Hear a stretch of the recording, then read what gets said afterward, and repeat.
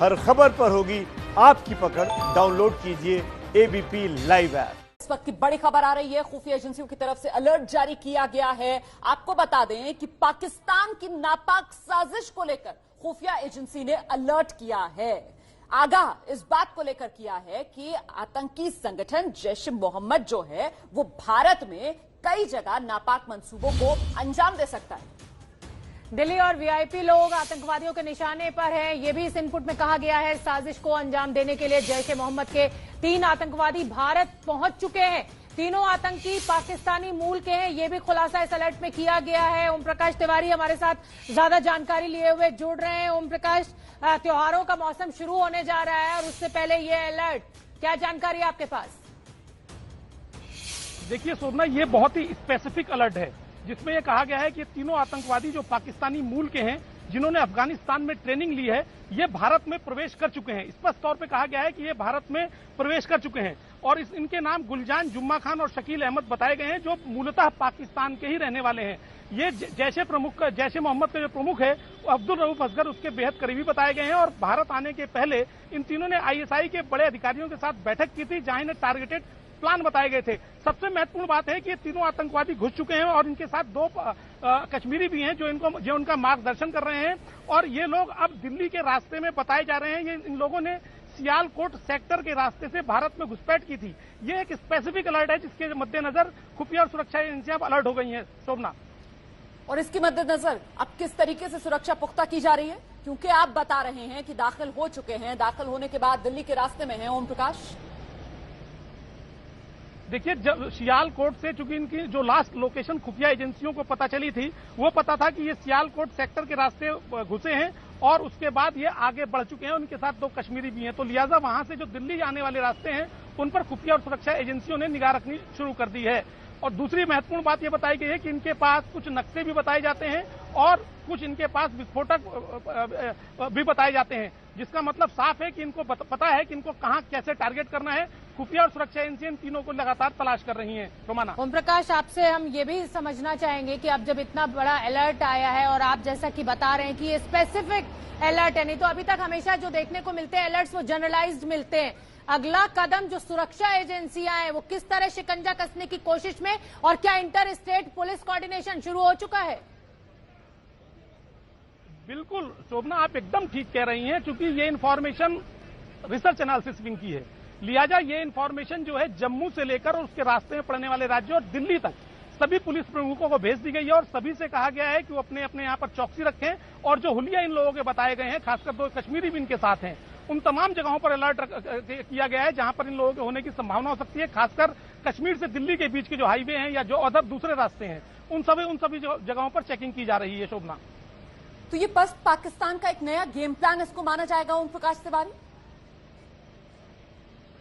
बिल्कुल रोमाना, ये एक नया गेम प्लान है, चूंकि खुफिया एजेंसियों ने अपने अलर्ट में ये भी कहा है कि इन तीनों को फिदाइन अटैक की भी प्रशिक्षण दिया गया है इनको अफगानिस्तान में, और इन तीनों को भारत आने के पहले अफगानिस्तानी मूल के दस्तावेज भी दिए गए हैं, जो इनकी पहचान साबित करेंगे कि ये अफगानिस्तानी मूल के इनके पास दस्तावेज हैं पहचान साबित करने के लिए। ये अपने आप में एक नया टेरर प्लॉट है, बहुत ही सोच समझ के संभवतः उठाया गया है और ये टारगेटेड प्लॉट होगा, क्योंकि खुफिया एजेंसियां कभी नहीं कहती कि वो होता है कि घुसने वाले हैं, घुस रहे हैं, लेकिन इसमें स्पष्ट कहा गया है कि घुस चुके हैं। उनकी लास्ट लोकेशन बताई गई और यह भी बताया गया है कि उनके टारगेट पर दिल्ली भी हो सकती है। रोमाना, ओम प्रकाश, जो बड़ी जानकारी निकलकर सामने आ रही है, 3 आतंकवादी नापाक साजिश के साथ हिंदुस्तान में घुस चुके हैं। मैं आपसे ये समझना चाहूंगी कि देखिए, ये तो भारत में आ चुके हैं, लेकिन स्लीपर सेल मददगार इनके जरूर होंगे कोई ना कोई भारत में, जो पहले से मौजूद होंगे, जो इनको कहा जाए कि ठिकाने मुहैया कराएंगे। उसको लेकर क्या जानकारी आपके पास?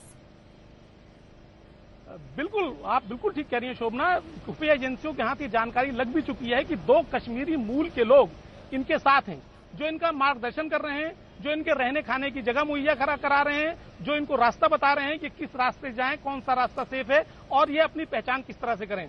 यानी 2 कश्मीरी मूल के इनके साथियों का भी पता चला है। अब आगे की जो जानकारी है, आगे की जो कार्रवाई है, वो खुफिया और सुरक्षा एजेंसियों की जा रही है। लेकिन सबसे बड़ी बात मैं आपको बता दूं शोभना, कि ये स्पेसिफिक अलर्ट है। इसके पहले के जो अलर्ट होते थे जनरल अलर्ट होते थे, लेकिन ये स्पेसिफिक अलर्ट है, लिहाजा इन तीनों की तलाश तेजी से की जा रही है।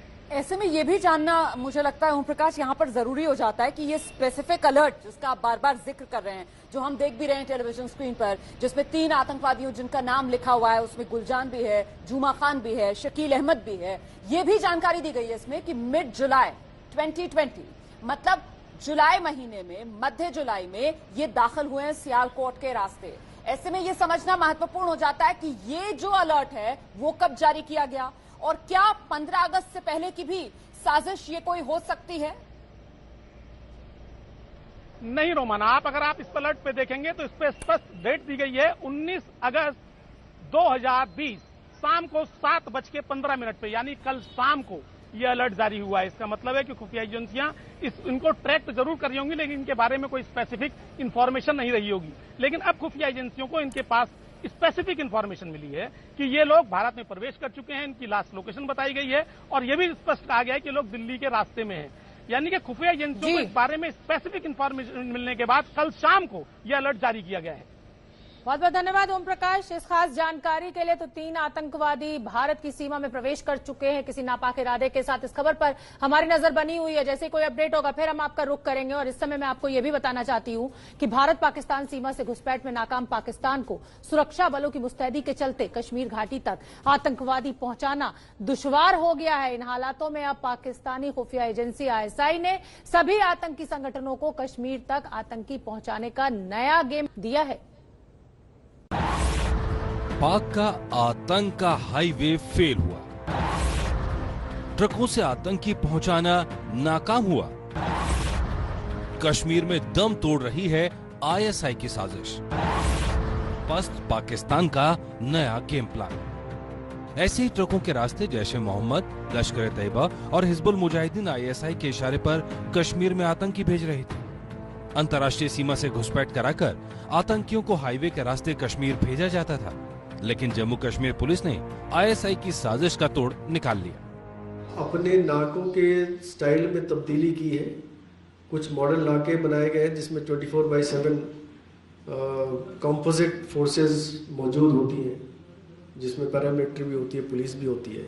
हमने नाका ऐप एक डेवलप किया है, तो हमने चेकिंग का जो सिस्टम एक बनाया है बहुत ही रैंडम किस्म का है और इसमें किसी को ये नहीं पता चल सकता कि कौन सी गाड़ी कहाँ चेक हो जाएगी।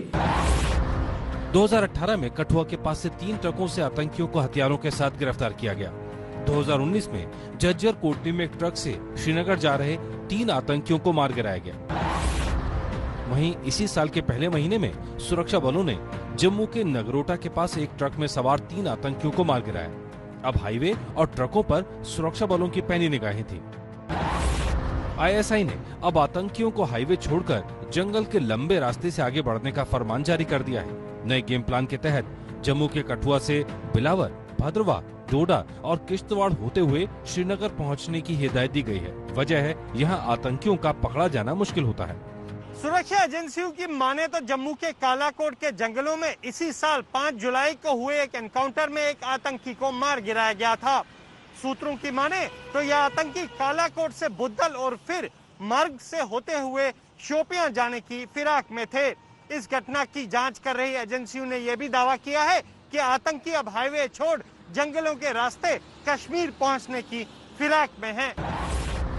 ISI ने इसके लिए अपने ओवरग्राउंड वर्कर्स को सक्रिय किया है। ये एजेंट आतंकियों के खाने पीने और रहने का इंतजाम करेंगे। पैसे के लिए काम करने वाले लोगों को तलाशने को कहा गया है।